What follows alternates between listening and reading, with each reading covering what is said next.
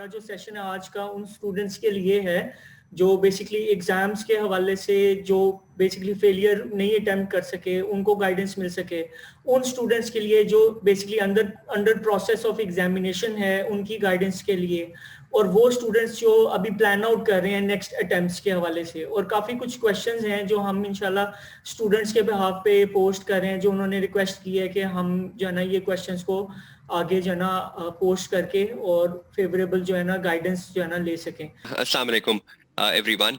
आई am Kashif Kamran और मेरा जो टीचिंग एक्सपीरियंस है it's been like more than 13 years since I am teaching the ACCA qualification and मेरी जो पर्टिकुलर स्पेशलाइजेशंस हैं that is in the audit and assurance paper, that is a AA paper, then the AAA paper, advance audit and assurance paper, and the strategic business leader paper. So मैं इन papers को lead करता हूँ and I myself is also a registered mentor for Oxford Brookes University and currently मैं PAC School of Online Learning के साथ connected हूँ। अस्सलाम वालेकुम एवरीवन, हुसैन काजी नाम है मेरा और फॉर्चुनेटली जो है मैंने और काशिफ साहब ने अपना प्रोफेशनल अकाउंटेंसी टीचिंग का कैरियर एक साथ ही स्टार्ट किया था since almost 13 years ago.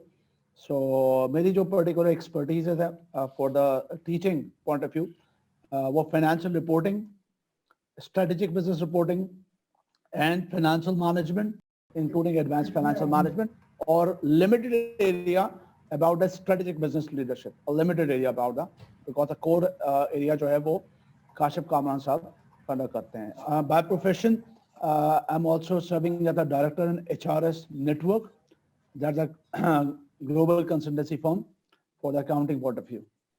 So that's my introduction. Thank you so much. Assalamu alaikum everyone. My name is Shoaib Yaqub. I'm ACCA member and CFA charter holder. I'm teaching advanced financial management and financial management since 2008. And beside ACCA, I'm also teaching BFD and CMAC of ICAP plus CFA.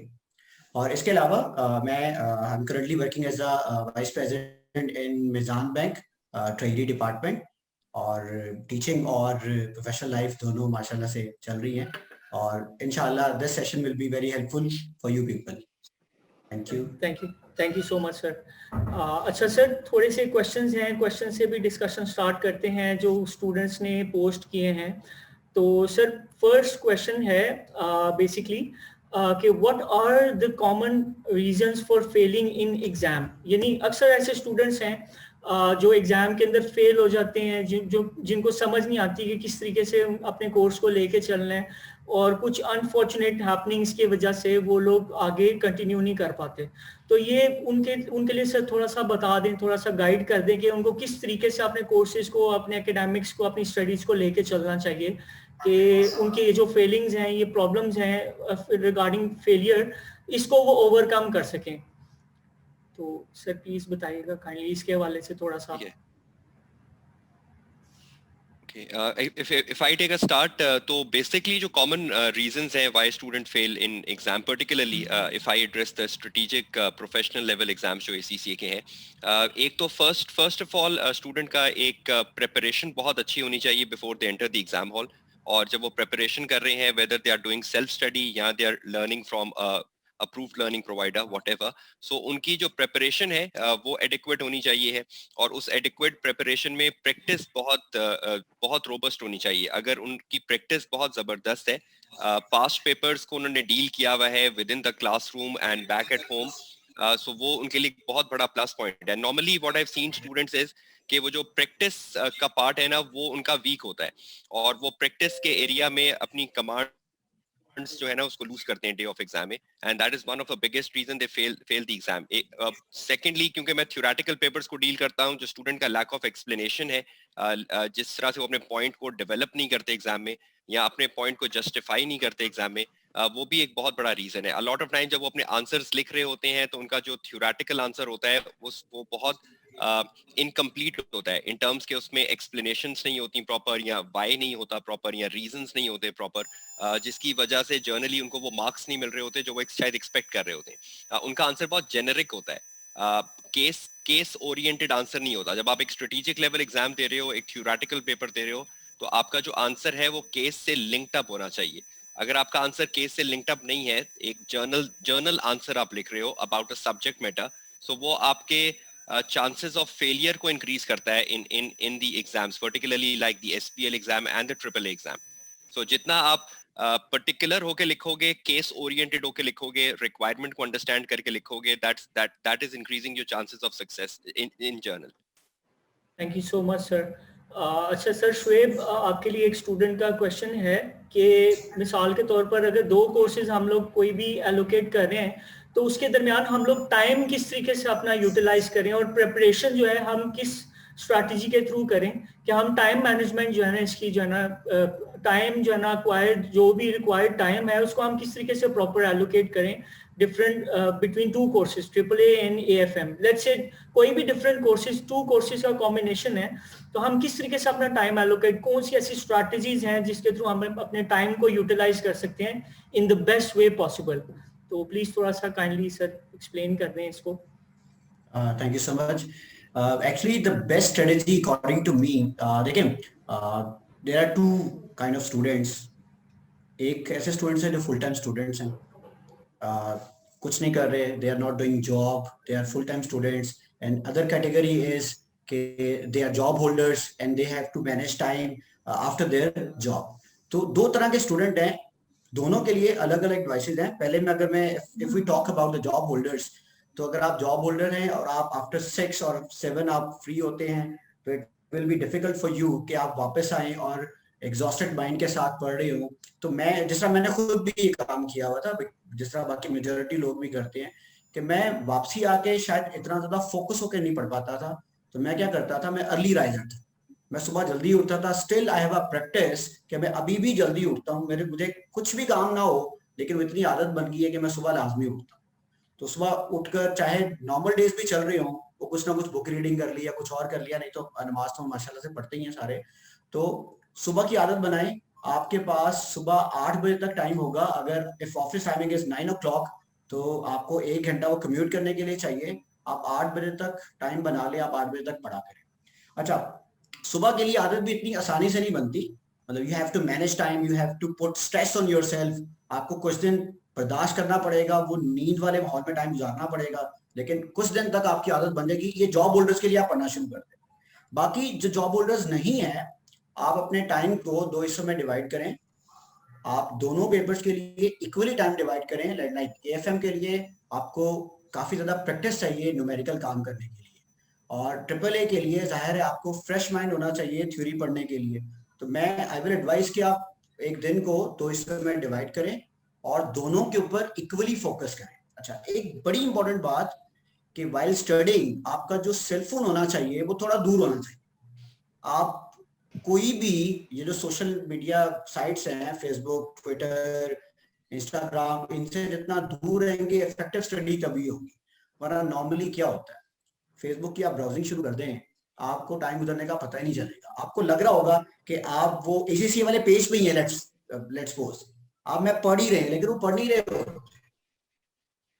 तो और जब online study के साथ साथ भी अगर आपका Facebook का पेज खुला हुआ है, इंस्टाग्राम का पेज खुला हुआ है, तो भी आपकी वो ऑनलाइन स्टडी, आप लेट्स से आप काशिफ साहब के लेक्चर सुन रहे हैं और साथ साथ आप फेसबुक भी देख रहे हैं, तो वो इफेक्टिव स्टडी तो नहीं होगी। वो बंदा तो पढ़ा रहा है, आप नहीं पढ़ रहे। तो मेरे ख्याल में कि आपको वो बाकी चीजों के ऊपर एक टाइम रख ले, लेट्स से 1 घंटा रख ले कि मैंने 1 घंटा विदाउट फेसबुक पढ़ना है। I know it is very difficult, अपने आप को कंट्रोल करना बहुत मुश्किल काम है। वो हम कहते हैं ना कि नफ्स को कंट्रोल करना, यहाँ पर नफ्स को कंट्रोल करना टेस्ट होगा कि आप फेसबुक, सोशल मीडिया का बगैर कितना पढ़ सकते हैं। आप यकीन करें, आप सोशल मीडिया साइट से दूर हो जाएं, आप ऐसी इफेक्टिव स्टडी करेंगे कि आप खुद कहेंगे यार मैं खुद सीख रहा हूँ। तो मेरे ख्याल में तो टाइम मैनेज करने का बेहतरीन तरीका ये है ड्यूरिंग प्रिपरेशन। हाँ, एग्जाम में अगर टाइम मैनेज करना है वो एक अलग क्वेश्चन। आई थिंक आप प्रिपरेशन का ही पूछ रहे थे। बिल्कुल ठीक सर। सर हुसैन, एक स्टूडेंट ने आपसे क्वेश्चन पूछा है कि वो ये कहते हैं कि हम यानी प्रिपरेशन तो कर लेते हैं, सारी चीजें कर लेते हैं, लेकिन जब रिवीजन की बारी आती है तो हम जो है ना ढीले पड़ जाते हैं। तो उस हवाले से थोड़ा सा काइंडली गाइड कर दें सर कि रिवीजन की स्ट्रैटेजीज क्या है, हम यानी किस तरह से रिवाइज करें, यानी उसके टूल्स किस तरीके से हम यूटिलाइज करें कि हम क्विकली सारे सिलेबस को जो हमने चीज़ें पढ़ी हुई हैं, जो हमने स्टडी की हुई है, उसको हम कैसे तरीके से रिवाइज कर सकते हैं और किस तरह की स्ट्रैटेजीज हम लोग यूज कर सकते हैं ताकि स्टूडेंट्स को भी पता चले कि आप किस तरीके से नहीं इसको एक्सप्लेन करेंगे। काइंडली थोड़ा सा बता दें। देखिए, आपने मुझसे सवाल पूछा है स्टूडेंट ने कि रिवीजन कितना ज़्यादा इम्पोर्टेंट है ना। अच्छा, फर्स्ट ऑफ ऑल तो मैं दोनों टीचर्स का बड़ा शुक्रिया अदा करता हूँ। उन्होंने बहुत शोएब साहब ने तो सॉफ्टली जो है वो सॉफ्ट मैटर्स पे बड़ा फोकस किया और बहुत अच्छी बात है कि उन्होंने इवन नमाज तक को कवर किया, बहुत अच्छी बात है। और काजी साहब ने थोड़ा टेक्निकल एस्पेक्ट से बात की। मैं इसमें एक चीज़ों को अगर सम अप करूं तो मैं ये पर्टिकुलरली कहूँगा कि देखें, मैं रिवीजन पे आता हूँ, छोटी सी बात मैं प्रिपरेशन की करूँगा। प्रिपरेशन में आप प्रिपरेशन कैसे करें? देखें, प्रिपरेशन ऐसे करें कि आप उस सब्जेक्ट के साथ जस्टिस करें, और वो जस्टिस जो है ना, वो आप सेल्फ ऑनेस्ट हो, अपने आप से पूछें, आईने के सामने खड़े होकर, जो मुझे सब्जेक्ट के लिए जस्टिस रिक्वायर्ड है वो मैंने उसके साथ जस्टिस किया है नहीं किया। और आप ये पर्टिकुलर सोचें कि अगर हम मुसल्ले पे बैठेंगे प्रिपरेशन के बाद, एग्जाम के नियर या एग्जाम के बाद, तो हमारे आंखों से आंसू रवा होंगे या नहीं होंगे। तो ये क्राइटेरिया होता है कि आपने प्रिपरेशन सही की है या नहीं की है।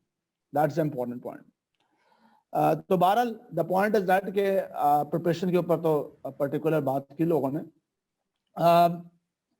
देखें, याद रखिएगा, प्रिपरेशन पेपर में जाने से, जब तक आप पेपर में पहुंचते हैं टू रीड द पेपर, वही प्रिपरेशन आपके काम आएगी जो आपने रिवाइज किया हो। इसका मतलब है जितना इंपॉर्टेंट स्ट्रैटेजी प्रिपरेशन का होना चाहिए, उतना ही इंपॉर्टेंट स्ट्रैटेजी जो है वो रिवीजन का होना चाहिए। आप एक इनफ टाइम प्रोवाइड करेंगे, स्पेयर करेंगे रिवीजन के लिए भी। लास्ट मोमेंट तक सब नई चीजें पढ़ते रहेंगे, नई नॉलेज पिक करते रहेंगे, रिवाइज नहीं करेंगे, आपकी इफेक्टिव टोटल प्रिपरेशन हो ही नहीं सकती। आप एग्जामिनर की एक्सपेक्टेशन को बीट ही नहीं कर सकते। देखिए, मैं आपको बताता हूँ, हमारी कौम की जैसे आदत प्रोएक्टिव होना बहुत कम है, लेकिन आप यकीन करें प्रोएक्टिव होंगे ना तो आपको बहुत बेनिफिट होंगे। अच्छा, प्रोएक्टिव का मतलब क्या है? यहाँ पे आप जब प्रिपरेशन कर रहे हो ना, तो अपने आप को प्लान करो कि मैं ऐसी प्रिपरेशन करूं और प्रिपरेशन के ऐसे टूल्स यूज करूं कि मैं जब रिवीजन करने पहुंचूं तो मैं स्मार्ट रिवीजन करूं। अच्छा, इसका सबसे पहले की पॉइंट क्या है? फॉर एग्जांपल, आप SBR, स्ट्रैटेजिक बिजनेस रिपोर्टिंग का ह्यूज सिलेबस, बहुत बड़ा सिलेबस है स्ट्रैटेजिक बिजनेस रिपोर्टिंग का। मैं स्टूडेंट्स को ये कम्युनिकेट करता हूं, आप ग्लॉसरीज बनाएं। एक कॉमन क्वेश्चन होता है, एक common question, sir standard written नहीं होता है।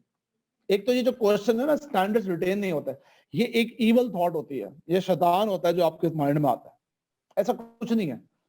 आप राइट वे पे, राइट तरीकों से चीजों को प्रिपेयर करोगे और उसको ग्लॉसरी मेंटेन करो, एक प्रॉपर की पॉइंट्स, और ये सोच के की पॉइंट्स बनाओ कि जब मैं इसको रिव्यू करूंगा, और जो तुमने की पॉइंट्स खुद बनाए होंगे ना, किसी और ने नहीं, तुमने बनाए होंगे, वो खुद जब तुम प्रिपेयर करोगे, तो जब तुम रिवीजन करोगे तो यकीन करो जो प्रिपरेशन में 7 आवर्स में रिक्वायर्ड थी चीजें, 8 आवर्स, वो 1 आवर में पूरा रिकैप हो जाएगा। लेकिन वो तुम्हारी अपनी हैंडमेड ग्लॉसरीज होनी चाहिए, नंबर 1 फर्स्ट। दूसरी बात ये देखिए, प्रोफेशनल एग्जाम के अंदर ना, प्रोफेशनल एग्जाम जो ACCA का पर्टिकुलर, वो पास पेपर टेक्निक्स के बगैर नहीं पास हो सकता। एग्जामिनर की एक्सपेक्टेशन आपको देखनी पड़ती है, पास पेपर टेक्निक आपको देखना पड़ेगी। अच्छा, अब आप क्या करें, जब आप प्रिपेयर कर रहे हैं तो एक टॉपिक से रिलेटेड फॉर एग्जांपल 4 क्वेश्चंस है। लेट्स सपोज मैं AFM की बात करूं, एक्विजिशन मर्जर के 4 क्वेश्चंस है, तो आपने एक टीचर ने करा दिया आपको, 2 आपने खुद अटेम्प्ट किया प्रिपरेशन पे, एक क्वेश्चन होल्ड कर दें कि एग्जाम से 10 डेज अगो जो है ना, हमने उसको रिव्यू करना है, मॉक के लिए रख लें, उसको प्रिपरेशन के लिए करना, रिवीजन के लिए रखना, और वो एग्जामिनर एक्सपेक्टेशन, एग्जामिनर टूल जो रिक्वायर्ड है, जो आपको इंस्ट्रक्टर आपको बताता है कि मार्किंग स्कीम और सारी चीजें, उसको अप्लाई करें।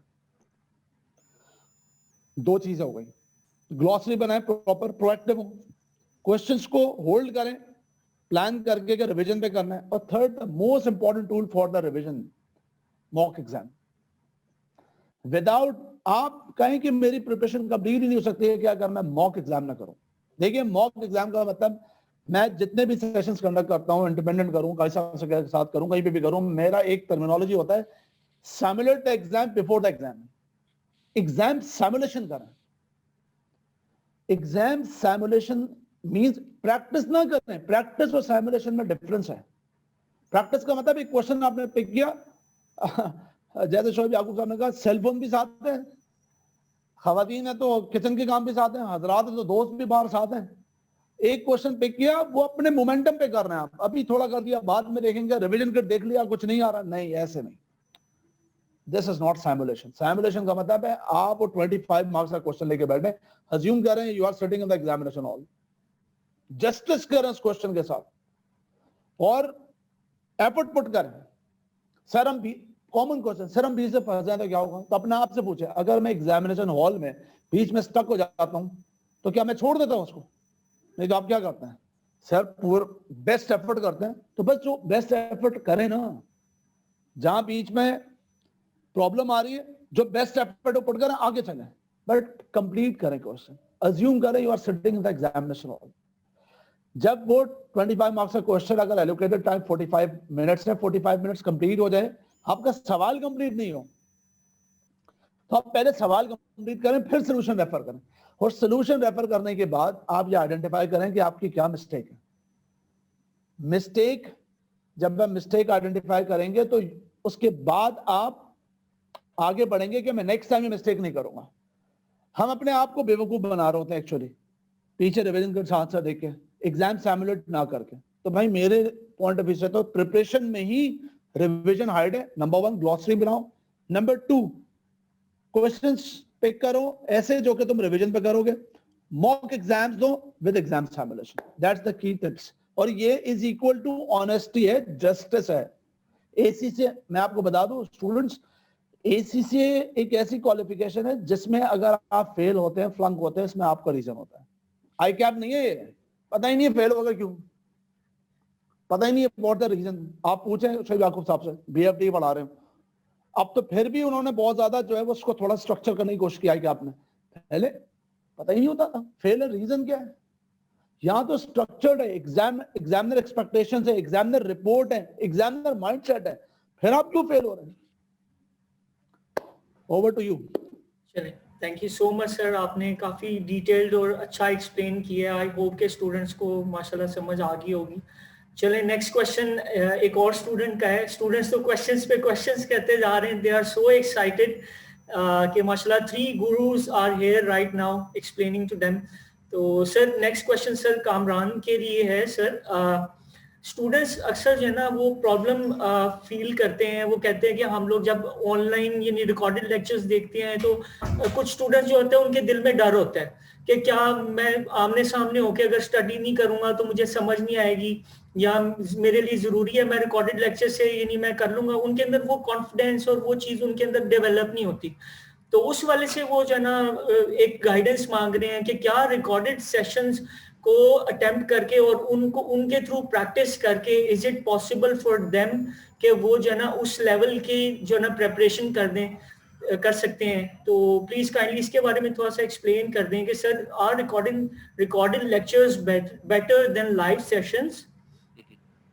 ठीक है, देखो first of all recorded lectures या लाइव लेक्चर्स दोनों की अपने माइंडसेट्स हैं। एक स्टूडेंट को लाइव लेक्चर्स पसंद आते हैं, दूसरे स्टूडेंट को रिकॉर्डेड लेक्चर्स पसंद आते हैं। It is about the mindset of the student.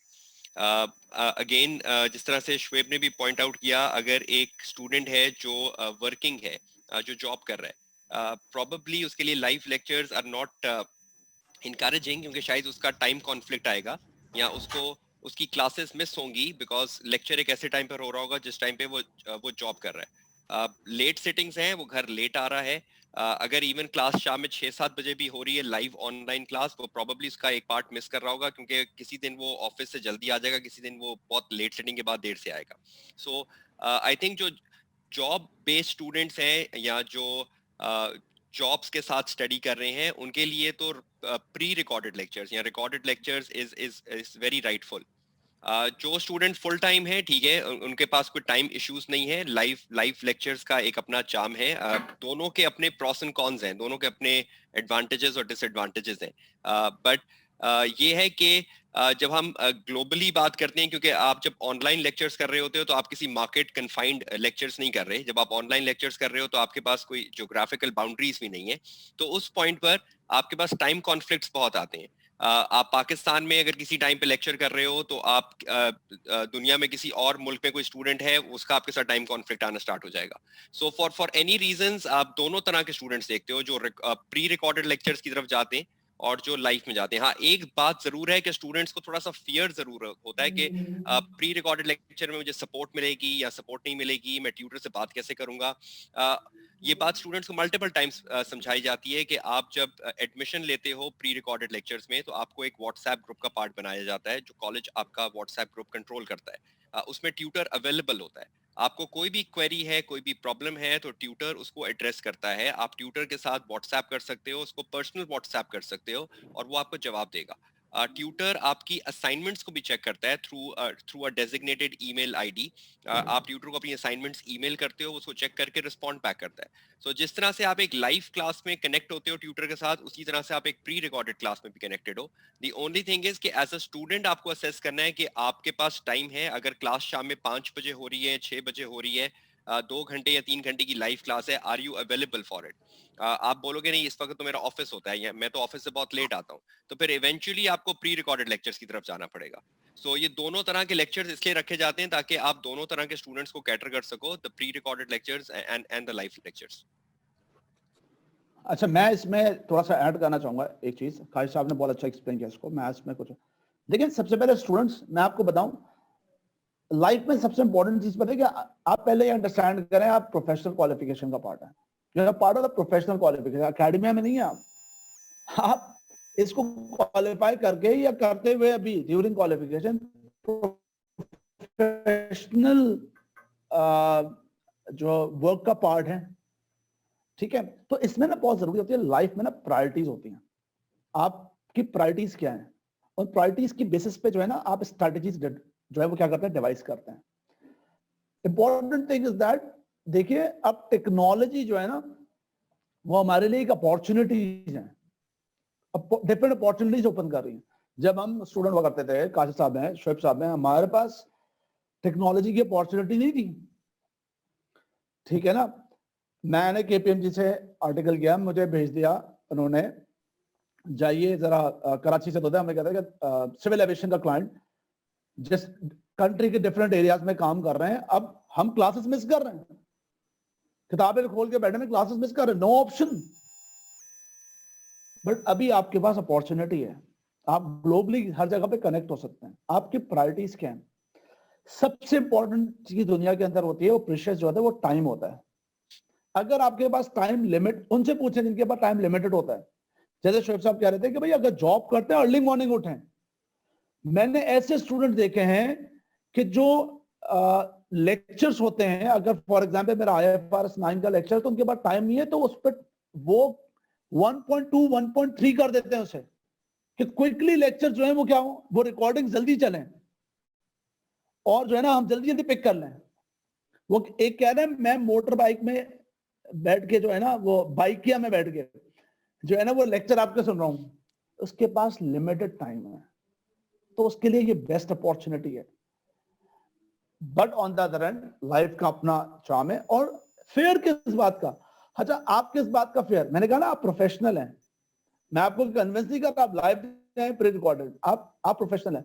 मुझे एक बात बताएं, क्या आप अपने बॉस से, अपने मैनेजर से भी ये कहेंगे सर आप कब तक साथ होंगे मेरे, जब असाइनमेंट मिलेगा तो सर आप साथ होंगे तो मैं काम करूंगा? अपने आप से सवाल पूछें। तो गेट इट दिस फेयर।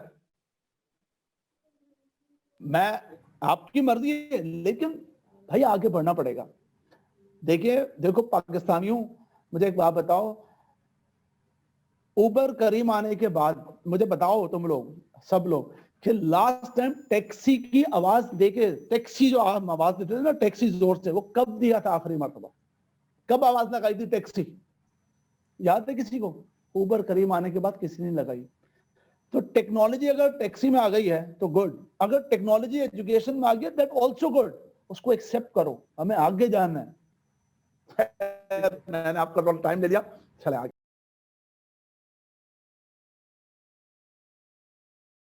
कहूँगा काशिफ साहब और हुसैन साहब के बाद कि ऐसा नहीं है कि लाइव सेशन हम लोग डिस्करेज कर रहे हैं, हम लोग लाइव सेशन रखते भी हैं।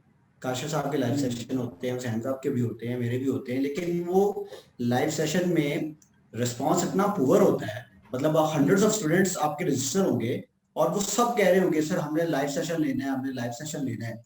अब 100 स्टूडेंट रजिस्टर हो गया, लेकिन जब लाइव सेशन होगा ना, आप सोचें वो तरावियों वाली एग्जांपल हो जाएगी। शुरू में तो पहले दिन तो होंगे, आखिरी दिनों वाला हाल हो जाता है यहाँ। तो लाइव सेशन में 100 में 10 बच्चे बैठे होते हैं, 10% भी अगर अटेंडेंस हो ना तो टीचर को लगता है यार ठीक है, मतलब ये इस तरह के हालात होते हैं। वो एक फेयर फैक्टर की बात ठीक है कि आपको शायद सिस्टम पे, आपको शायद अपने प्रोफेशनल टीचर पे ट्रस्ट नहीं होगा, लेकिन जैसे ही आप उसकी 2 क्लासेस लेंगे आपको लगेगा यार ये तो ओके है, मैं इसके रिकॉर्डेड लेक्चर पे ही जाऊँ। तो मतलब ये एक फर्क है, बाकी majority of the student ultimately चले जाते हैं रिकॉर्डेड लेक्चर। बिल्कुल, थैंक यू सर। अच्छा सर, आपसे एक स्टूडेंट क्वेश्चन जो है ना उन्होंने पोस्ट किया है। वो स्टूडेंट्स कहते हैं कि अक्सर ऐसा होता है कि हम लोग बेसिकली प्रिपरेशन भी करते हैं, सारी चीज़ें रिवीजन भी करते हैं और स्ट्रैटेजीज भी यूज़ करते हैं, लेकिन इसी सारे टेन्योर के अंदर जो स्ट्रेस है वो काफ़ी ज़्यादा एग्जैजुरेटिंग होता है और काफ़ी प्रेशर होता है, और प्रेशर की वजह से भूख, प्यास, चिलनेस, नमनेस, ये सारी चीज़ें एट अ टाइम अटैक कर रही होती हैं। तो इन चीज़ों को किस तरह से स्ट्रेस रिलीफ, क्या स्ट्रैटेजीज हैं जो हम यूज़ करें, जो कैसी कौन सी टिप्स हैं जिससे हमारा स्ट्रेस जो है ना वो काम डाउन हो जाए और हम जो है ना वो मेंटली जो है ना उसको इजीली उस स्ट्रेस को क्रॉस कर सकें। तो इस वाले से सर थोड़ा सा गाइड कर दें। सर मैं आपको एग्जांपल देता हूँ अपनी पर्सनल के I still remember my preparation days of CFA.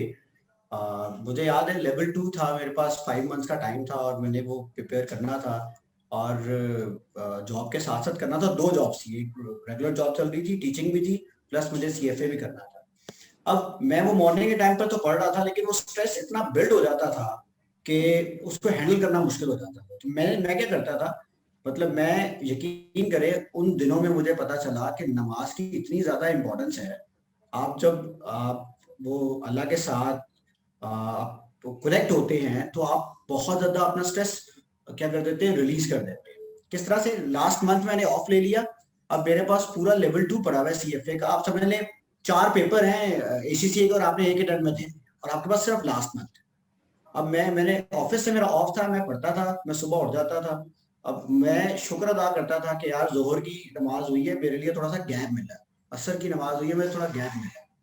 मैं ये यहाँ पर एक स्ट्रेस रिलीज करने का बेहतरीन तरीका है, आप कनेक्ट हो, ठीक है, आप वो जो रिलीजियस एक्टिविटी है वो थोड़ी सी परफॉर्म करना शुरू करें। बीइंग अ मुस्लिम हमें तो 5 दफा दिन में मौका मिलता है, वो 5 दफा जरूर करें। और वैसे भी हर स्टूडेंट को तो याद आता ही आता है प्रिपरेशन के डेज में नमाज पढ़ना, तो एक तो स्ट्रेस वहां से रिलीज हो जाता है।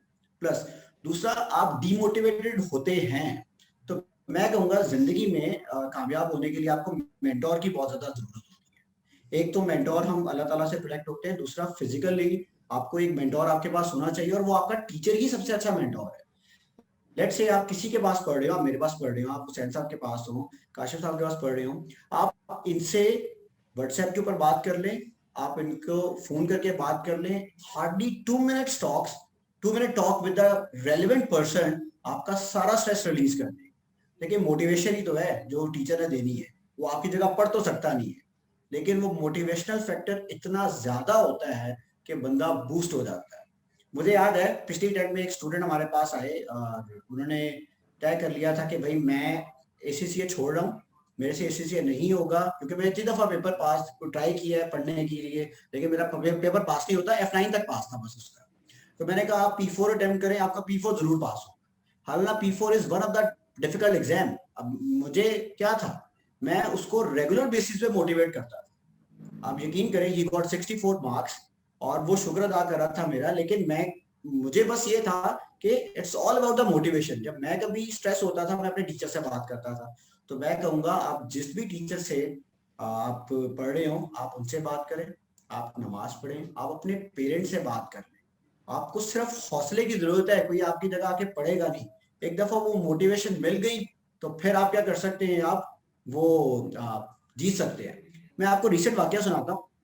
अब आपने वो एक टेस्ट सीरीज देखी होगी इंडिया और ऑस्ट्रेलिया की, इंडिया ऑल आउट 36, टीम का मोरल डाउन था, सब कुछ डाउन था। मैंने सिर्फ पढ़ा है, मैं जो मैंने न्यूज में ऊपर बात सुनी मैं वो बताऊंगा। अब वो इंडियन कैप्टन ने ड्रेसिंग रूम में एक इमोशनल स्पीच की, उनको मोटिवेट किया और वही टीम अगले दोनों टेस्ट में जीत जाती है और सीरीज जीत जाती है और वहां ऑस्ट्रेलिया को हराती है, जहां शायद वो पता नहीं मेनी इयर्स के बाद जाके वो हारे हैं। It's all about motivation. आप अपने गुरु से, आप अपने मेंटोर से बात करें, 2 मिनट की बात इंशाल्लाह आपका स्ट्रेस रिलीज कर देगा। Thank you so much sir. Sir Kamran, एक आपसे क्वेश्चन है सर स्टूडेंट का। वो अक्सर स्टूडेंट ऐसे हैं जो कहते हैं कि चलें हमें यानी सारी चीज़ें हमने की, रिवीजन भी की, सारी चीज़ें की, उसके बावजूद हम लेट्स से कुछ स्टूडेंट्स हैं वो कहते हैं कि हम फेल हो गए। तो अब कौन सी ऐसी स्ट्रैटेजी है, हमें क्या दोबारा से अपने अटेम्प्ट के लिए प्रिपेयर करना चाहिए, क्या हमें थोड़ा सा पॉज लेना चाहिए या कोई डिले लेना चाहिए, या उसके बाद हमें यानी कोई टाइम पीरियड के बाद जो है ना स्ट्रेट अवे हमें फिर एग्जाम्स की अटेम्प्ट करनी चाहिए? तो इस डिले इम्पोर्टेंट के हम क्या क्या ऐसा करें, यानी फेलिंग के बाद एक ऐसी मेंटालिटी होती है कि स्टूडेंट एक तो बिल्कुल डीमोटिवेट हो रहा होता है, उसको अगर मोटिवेट भी करें तो वो कहते हैं कि so what I am failed now. तो ये कि वो फर्स्ट जो स्टेप है ना वो अक्सर डगमगा जाता है बच्चों का। तो उस हवाले से जो है ना वो गाइडेंस उनको चाहिए कि लेट्स से अगर वो फेल हो जाते हैं तो स्टेप 1 क्या है अपने आप को पिक यानी दोबारा से यानी पकड़ के उठाने के लिए, झंझोड़ने के लिए अपने आप को, कि वो easily step 1 2 3 step by step strategies use करें। तो सर उसके हवाले से थोड़ा सा गाइडेंस दे दें। बिल्कुल, थैंक यू। देखो बेसिकली फर्स्ट ऑफ ऑल जैसे अभी रीसेंट सिनेरियो की बात कर लें, दिसंबर एग्जाम्स के रिजल्ट्स अभी आए हैं 18th ऑफ जैन को। अब 18th ऑफ जैन को जब रिजल्ट आता है आपको ये पता चल जाता है आप फेल हो गए हो, तो आई डू रियलाइज के शुरू के 2-3 दिन बहुत डिफिकल्ट होते हैं जिसमें आप अपने आप को सेटल डाउन करते हो, आप बिल्कुल डीमोटिवेट भी होते हो, एट टाइम्स आप एक्सपेक्ट कर रहे होते हो कि आप पास हो जाओगे और आपकी एक्सपेक्टेशन बहुत हाई होती है और आप फेल हो जाते हो। और कुछ ऐसे स्टूडेंट्स होते हैं जो अभी तक किसी भी पेपर में ACCA के फेल नहीं हुए होते और पहली दफा फेल हो जाते हैं, वो और डीमोटिवेटिंग होता है उनके लिए। अब जिस तरह से शुएब ने कहा, आई राइटली एग्री कि आपको अपने टीचर के साथ कनेक्ट होना है, मेंटोर के साथ कनेक्ट होना है और आपको with in the first 2 days अपने मेंटोर से बात करनी है कि व्हाट आई शुड डू। क्योंकि अगर आप डीमोटिवेटेड हो, आपका मोरल डाउन है, आप पहली दफा फेल हुए हो या इससे पहले भी फेल हो चुके हो, बट स्टिल जब रिजल्ट आता है और आप फेल होते हो तो यू फील लेट डाउन। और अगर आपके फ्रेंड्स पास हो गए हैं, आप फेल हो गए हो, तो और डीमोरलाइजिंग होता है।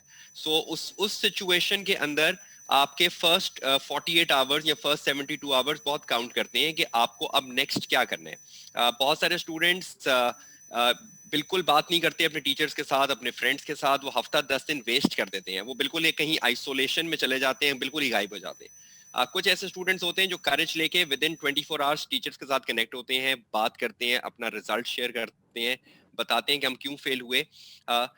आपके लिए आइडियल ये है कि मेंटोर के साथ कनेक्ट होने से पहले अपना सेल्फ अप्रेजल करो या मेंटोर से कनेक्ट होने के बाद अपना सेल्फ अप्रेजल करो और देखो वेयर वाज द प्रॉब्लम, मतलब व्हाई यू फेल्ड। एग्जामिनर ने आपको बिला वजह फेल नहीं किया, किसी रीजन से फेल किया। You need to find the reason. आपको अपनी सेल्फ एनालिसिस करने पड़ेंगे, एक पेपर और पेन अपने पास रख के आपको अपना जॉट डाउन करने पड़ेंगे पॉइंट्स के where I went wrong in my recent exam. Mentor फिर आपको सजेशन देगा, टीचर आपको गाइडेंस देगा and you probably will find the best way कि अब आपको मार्च एग्जाम्स में कैसे अपेयर होना है।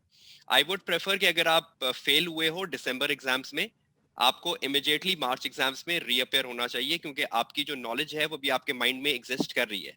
आप जितना गैप दोगे आप अपनी नॉलेज को लूज कर रहे हो और इवेंचुअली आपको फिर इस तरह से पढ़ना पड़ेगा एज इफ आप जीरो से पढ़ रहे हो।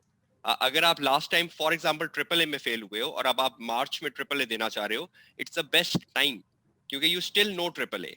आपको सिर्फ पॉलिश अप करना है, अपनी टेक्निक्स रिवाइज करनी है, राइट टेक्निक्स को फाइंड करना है जो आपका ट्यूटर आपको बताएगा, and you should ideally go for the next exam sitting. Gap मतलब मुझे लगता है कि गैप नहीं देना चाहिए। जस्ट वन लास्ट थिंग, मैंने बहुत सारे ऐसे स्टूडेंट्स देखे जो फॉर ट्रिपल ए की बात कर रहा हूँ, कि ट्रिपल ए में कुछ ऐसे स्टूडेंट भी हैं जो मुझे कहते हैं कि हमारी 9 अटेम्प्ट्स हो गई हैं, हमारी 10 अटेम्प्ट्स हो गई हैं और हम पास ही नहीं हो रहे. Now in that case out, अगर आपका दिसंबर एग्जाम का रिजल्ट आया और दिसंबर एग्जाम में आप ट्रिपल ए में 7th या 8th टाइम फेल हो गए हो, तो मैं नॉर्मली स्टूडेंट्स को उस वक्त सजेस्ट करता हूँ कि take a cooling off period, थोड़ा सा रिलैक्स करो, don't be in any haste, क्योंकि अगर आप इतनी दफा से फेल हो रहे हो तो then you need a gap. But वो गैप सिर्फ 3 मंथ्स का होना चाहिए. आप इमीडिएटली जून एग्जाम्स में रीअपेयर होगे, बट उसमें आपको प्रॉपर ट्रैक चाहिए. बहुत सारी दफा ऐसा होता है कि आपने क्लासेस अपनी फर्स्ट एग्जाम सेटिंग में ली होती हैं, उसके बाद आप 6-7 सिटिंग से फेल हो रहे हो. अब आप शायद आपको वापस नीड है क्लासेस लेने की या कोई क्रैश कोर्स लेने की. तो आई थिंक वो वेरी कर रहा है फ्रॉम अ स्टूडेंट. वो फर्स्ट टाइम फेल हुआ है तो वो रीअपेयर होगा इमीडिएटली. अगर वो मल्टीपल टाइम्स एक पेपर में फेल हो रहा है, then should take a gap of at least 3 months और फिर उसको जून एग्जाम्स में जाना चाहिए. Thank you so much sir. Sir Hussain, आपके लिए एक और क्वेश्चन है. स्टूडेंट ने पूछा है कि मार्किंग के हवाले से, मार्क्स के हवाले से हम किस तरीके से एग्जाम्स को प्लान करें, यानी हम किस तरीके से ज्यादा मार्क्स स्कोर कर सकते हैं. मतलब कौन सा ऐसा टॉपिक है और कौन से ऐसे पॉइंट्स हैं जो हम कंसीडर करें मैक्सिमम मार्क्स को सबसे पहले अप्रोच करने के लिए. तो मार्किंग स्ट्रैटेजी थोड़ी सी एक्सप्लेन कर दें स्टूडेंट्स को कि मार्क्स के हवाले से हमें किस तरीके से प्लान आउट करना चाहिए. देखिए, ACCA के अंदर जो प्रोफेशनल मॉड्यूल के जो पेपर्स हैं, चाहे वो SBL हो, SBR हो या ऑप्शनल एग्जाम्स हो, स्ट्रेटेजिक प्रोफेशनल के जितने भी एग्जाम्स हैं, उसके अंदर 2 चीजें इंपॉर्टेंट हैं एग्जाम को क्वालिफाई करने के लिए. नंबर 1, इक्वल इंपॉर्टेंट दोनों. नंबर 1 नॉलेज एंड नंबर 2 आपने नॉलेज तो अप्लाई करना है, कि नॉलेज यानी कि कॉन्सेप्ट्स आपने बिल्ड करने हैं, that's the key thing. Number 2 exam techniques. Exam techniques, let's suppose हम कोई स्टूडेंट एग्जामिनेशन हॉल से बाहर निकलता है, AFM में for example student examination hall से बाहर निकलता है, उससे पूछा जाता है कैसे पेपर है. सर पेपर अच्छा हो गया. सर क्या किया? सर जो मुझे आता था मैंने कर दिया. मेरा अगला सवाल, क्या आपने वही किया जो एग्जामिनर ने पूछा था? सर वो नहीं पता, जो मुझे आता था मैंने वो किया. दैट्स ये it's not a good thing. I met ACC examiner, जो लीड एग्जामिनर है, इंडियन है, सुष्मीत. 2013 में UK कॉन्फ्रेंस में मेरे से मुलाकात हुई, तो उसने कॉन्फ्रेंस में एक बात की थी, मैं शेयर करना चाहता हूँ यहाँ पर. सारे ट्यूटर्स बैठे हुए थे हम लोग. उसने कॉन्फ्रेंस में एक बात की कि व्हाट डू यू थिंक, क्या P4 जो पेपर है एडवांस फाइनेंशियल मैनेजमेंट का, तो वो उसका कहने का मकसद ये था, ऑब्जेक्टिव ये था कहने का कि आप क्या समझते हैं ट्यूटर्स कि what the prime reason for the students कि वो AFM में फ्लंक हो जाता है, व्हाट द प्राइम रीजन. तो उसने फिर सवाल किया, क्या आप ये समझते हैं लैक ऑफ नॉलेज? तो उसने फिर रिप्लाई किया 90% केस ऐसे हैं जो कि लैक ऑफ नॉलेज की वजह से फ्लंक नहीं होते हैं. 90% वो केसेस होते हैं जिनके पास नॉलेज होती है, वो उसे डेकोरेट नहीं करना चाहते. एग्जामिनर एक्सपेक्टेशन वहां मीट नहीं कर सकते. वो टाइम प्रेशर, जो शोएब साहब कह रहे थे, टाइम प्रेशर को मैनेज नहीं कर सकते.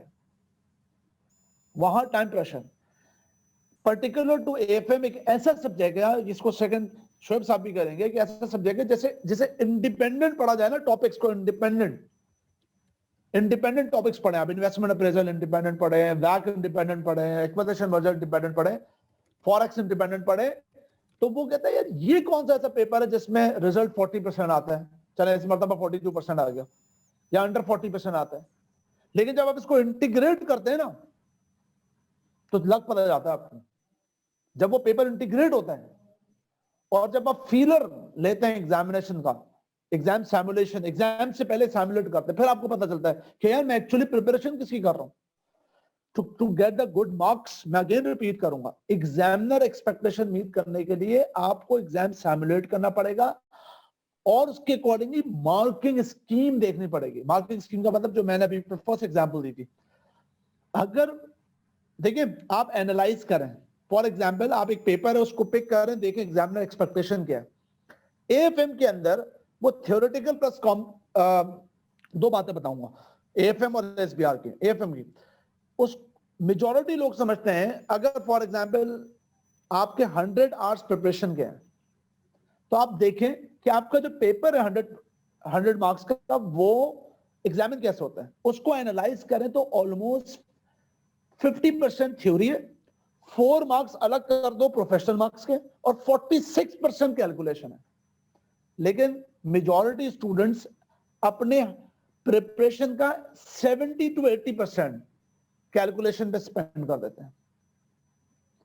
इम्बैलेंस हो गया ना, प्रिपरेशन इक्वल टू जो है वो एग्जामिनर एक्सपेक्टेशन नहीं है। वो आपसे पेपर पूछेगा थ्योरी का 50%, आप प्रिपेयर आओगे और 70-80% calculation.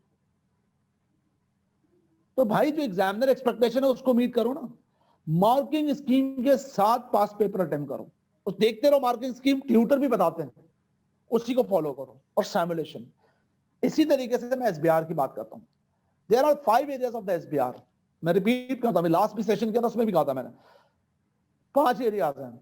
Accounting standard 50 to 55%, ethics 5 to 8%, current issues 5 to 10%, performance measurement 10 to 15%, current developments 8 to 10%, और सॉरी कॉन्सेप्चुअल फ्रेमवर्क 8 to 10%, 5। सबको आइसोलेट करके पढ़ते हैं दोस्त, लेकिन पेपर पूछता है वो इंटीग्रेट करके। पेपर आपसे पूछता है, कभी आपने सोचा इस बात को कि एफएम का एडवांस पेपर एएफएम है, टैक्स का एडवांस पेपर टीएक्स का एटीएक्स है, डबल ए का ट्रिपल है, एफआर का एडवांस पेपर एसबीआर है? सोचते ही नहीं है। क्यों है भाई? बस पढ़ना शुरू कर दिया। there are some different expectation with respect to SBR, कि सिर्फ प्रिपेयर ऑफ अकाउंट्स नहीं है, बल्कि यूजर ऑफ द अकाउंट्स के पॉइंट ऑफ व्यू से भी पेपर है। तो उसको पेपर को देखे ना, रिस्पॉन्ड कैसे करना है। पेपर ऐसा नहीं होता प्रिपरेशन करने और फिर आखिरी के 3 दिन देखें एग्जामिनर क्या सोच रहा है, या बगैर सोचे चलेगा, नहीं पास होंगे। तो get the more marks, 50 marks को क्रॉस करके आगे जाना है, डिस्टिंक्शंस लेनी है आपको। Examiner expectation with the marking schemes and the exam simulation, ये 3 चीजें फॉलो करनी पड़ेगी। Over to you. Thank you so much sir. अच्छा सर, ये लास्ट क्वेश्चन है for sir Shoaib. Sir kindly आप थोड़ा सा बुक्स वर्सेस हैंडआउट्स के हवाले से थोड़ा सा गाइड कर दें कि अगर बुक्स को कंपेयर किया जाए हैंडआउट से या नोट से, या हम किस तरीके से इसको प्रिपेयर करें और किस तरीके से हम आइडेंटिफाई करें कि कौन सी बुक्स और कौन से नोट्स जो हैं वो सबसे बेस्ट हैं प्रिपरेशन के लिए। तो इस हवाले से थोड़ा सा गाइड कर दें please. Thank you so much. Actually मेरा आंसर थोड़ा सब्जेक्टिव होगा इसमें, क्योंकि it varies from tutor to tutor, teacher to teacher. ये बहुत ज्यादा वेरी करेगा और सब्जेक्ट वाइज भी शायद वेरी कर रहा होगा। मैं अपनी एग्जांपल दे देता हूँ कि मैं in ACC I teach FM and AFM. तो मैंने नोट्स प्रिपेयर किए हैं फाइनेंशियल मैनेजमेंट के भी और एडवांस फाइनेंशियल मैनेजमेंट के भी। अब वो जो नोट्स हैं वो आई एम टीचिंग लाइक 12 साल हो गए, 13 साल हो गए मैं टीच कर रहा हूँ।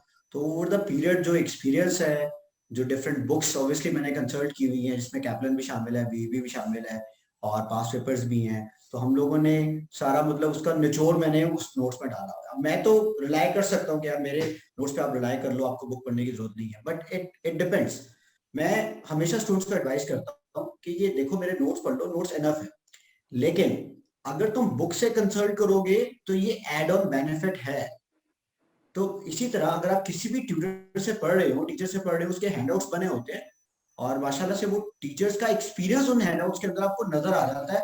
शॉर्टकट्स होते हैं, बड़े अच्छे रेलेवेंट फॉर्मूलाज होते हैं जो शायद टिपिकल इवन के एग्जामिनर रिव्यूड जो पब्लिशर होते हैं वो भी उस तरीके से नहीं लिखते जितने अच्छे आपके ट्यूटर्स ने नोट्स लिखे होते हैं। बट अगर आप वो एग्जामिनर रिव्यूड पब्लिकेशन पढ़ लोगे तो एक एड ऑन बेनिफिट आपको हो जाएगा। लेकिन स्टिल एक मसला है कि वो 3 मंथ के कोर्स में, 2 मंथ के कोर्स में शायद वो पॉसिबल नहीं होगा। तो मैं इसमें कहूंगा कि आप जो भी पेपर जिससे पढ़ रहे हो, आप अगर उस टीचर से पूछेंगे, वहां पर अगर आप कंसल्ट करेंगे तो वो ज्यादा बेहतर होगा। जिस तरह अगर कोई लेट से एसबीआर पढ़ रहा है, हुसैन साहब से एएफएम से पढ़ रहा है या काशिफ साहब से पढ़ रहा है ट्रिपल ए, तो ये ज्यादा बेहतर बता सकते हैं कि ट्रिपल ए के लिए या एसबीआर के लिए रेलिवेंट मटेरियल कौन सा है। अगर कोई मुझसे एफएम पढ़ रहा है, एफएम पढ़ रहा है या कोई और पेपर पढ़ रहा है, तो मैं उसके लिए उनको गाइड कर सकता हूँ। तो जो एग्जामिनर रिव्यूड बुक्स हैं, अगर वो आप पढ़ते हैं तो एक एड ऑन बेनिफिट है, आप वहां से कर सकते हैं। लेकिन हर टीचर के एक शॉर्टकट नोट्स होते हैं, जरूरी नहीं, मैं वर्ड शॉर्टकट बोल रहा हूँ, जरूरी नहीं वो शॉर्टकट हो, लेकिन उसमें शॉर्टकट टेक्निक्स जरूर होंगी to handle the numerical and the theoretical जो भी वो प्रॉब्लम्स आती है। तो मेरा आंसर थोड़ा सा सब्जेक्टिव है और इसकी रीजन भी है क्योंकि पेपर टू पेपर ये चीजें वेरी करती हैं यहाँ पर। Thank you so much sir. Sir आप तीनों का बहुत बहुत थैंक यू कि आपने guide, you took the time, आपने बिजनेस, अपने इतने बिजी स्केड्यूल के अंदर आपने थोड़ा सा गाइडेंस के हवाले से स्टूडेंट्स को मोटिवेट किया, और वी आर वेरी थैंकफुल के, और वी आर वेरी ब्लेस्ड के आप, यानी आप जैसे टीचर्स और मेंटोर्स जो है ना वो हमारे पास अवेलेबल हैं। आप एक एसेट हैं हमारे लिए, और इंशाल्लाह आपकी गाइडेंस में जो स्टूडेंट्स हैं उनको मोटिवेट भी मिल रही है, मोटिवेशन भी मिल रही है, और एक मेंटोरशिप मैं समझता हूँ सर ये बहुत एक मेजर रोल प्ले करती है। और मेंटोरशिप ही ऐसी चीज है जो आपको आगे लेके चलती है, स्टूडेंट्स को स्ट्रक्चर करती है, क्योंकि स्टूडेंट्स मोस्टली डिसिप्लिन नहीं होते, तो कोई ना छड़ी लेके कोई बंदा चाहिए होता है जो आपका डिसिप्लिन जो है ना वो करवाए और आपको गाइड करे। और जिस तरह आपके यानी सीनियर्स हैं उसी तरह आपके मेंटोर्स आपको गाइड करते हैं, आपको नर्चर करते हैं, आपको शेप करते हैं, शेप आउट करते हैं। और वो स्टूडेंट्स जो काइंडली देख रहे हैं ऑनलाइन हैं और दे आर इंटरेस्टेड, काइंडली ये फॉर्म आप लाजमी फिल करें। और हमारे बाकी भी इंशाल्लाह सर और भी लेक्चर्स होपफुली इस तरह के सेशंस, फ्रूटफुल सेशंस होंगे फ्यूचर में स्टूडेंट्स को गाइड करने के लिए। और ज़्यादा से ज़्यादा हम लोग इनकरेज भी करते हैं कि स्टूडेंट्स जो हैं वो क्वेश्चंस पूछें, ताकि क्योंकि ये वक्त जो है ना ये बार बार नहीं आएगा, ये एग्जाम्स का फेज बार बार नहीं आएगा, ये एजुकेशन का फेज बार बार नहीं आएगा। लेट्स से अगर आप फेल भी हो जाते हैं तो फेलियर का वक्त भी जो है ना वो गुजर जाएगा।